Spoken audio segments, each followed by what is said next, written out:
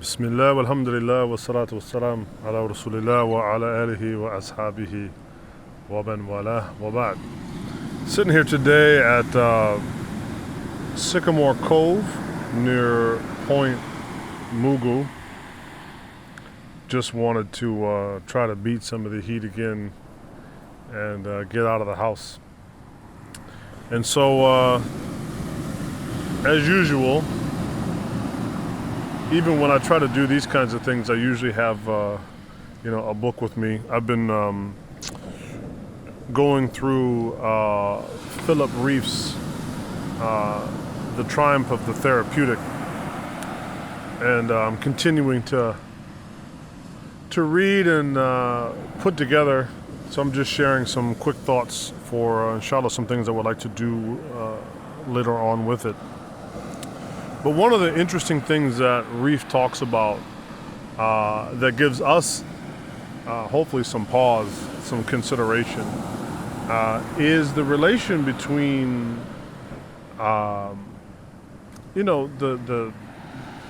cravings we all have, the desires we all have, culture and the political. And of course within that, which is some of what Rieff, kind of tries to articulate in his book. Part of that is going to be the role that religion plays as a handbrake and a force of regulation when it comes to desire. And what I mean, to make this, a little bit more clear, I'm just going to read a passage again from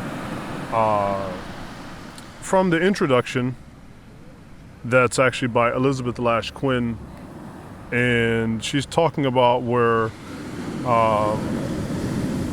Rieff has some criticisms of democracy, as well as the political, right? And it's mainly the latter that I want to focus.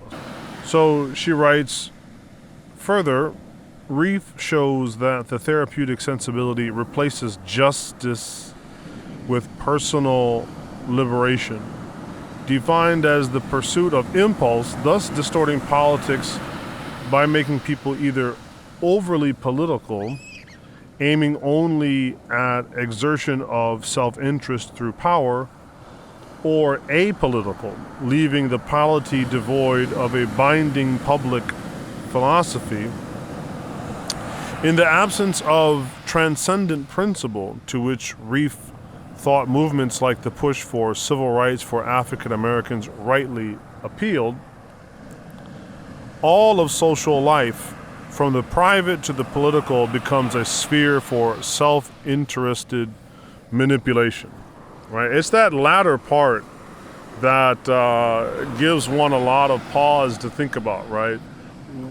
Why do we find ourselves in our current why do we find ourselves in this current political situation? What is driving it? And why do, to be quite frank, neither the left or the right, neither the Republican or the Democrat, neither the liberal or the conservative, how come neither one of them has been able to, punch their way or our way out of this situation? And I think it's that latter part that, she observes in Lash's writing, that, everything political, public and private, just becomes a sphere for self-interested manipulation. I mean, I think that kind of summarizes a lot of where we are at. And so as a means of curbing this hyper self-interested manipulation, Muslims should be definitely thinking a lot about how can we put forward religion as a true solution to the problems of the political. Not in the typical way that we often think, like, banning,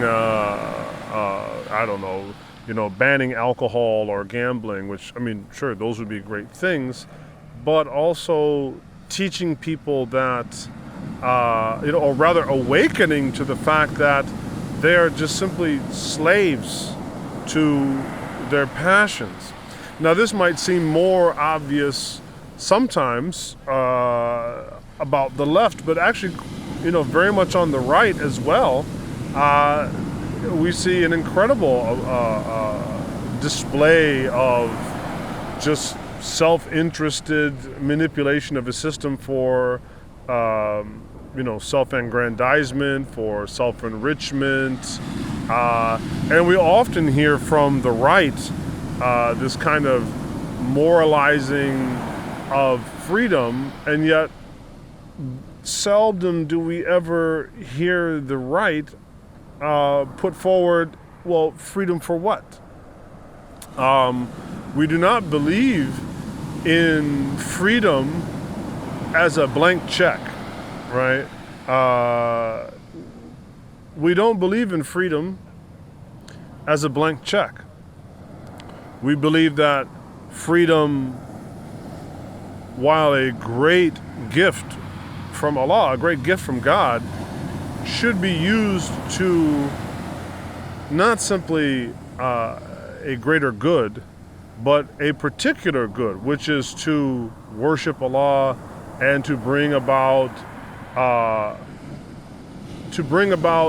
the calling of people to recognize their Creator and to worship Him.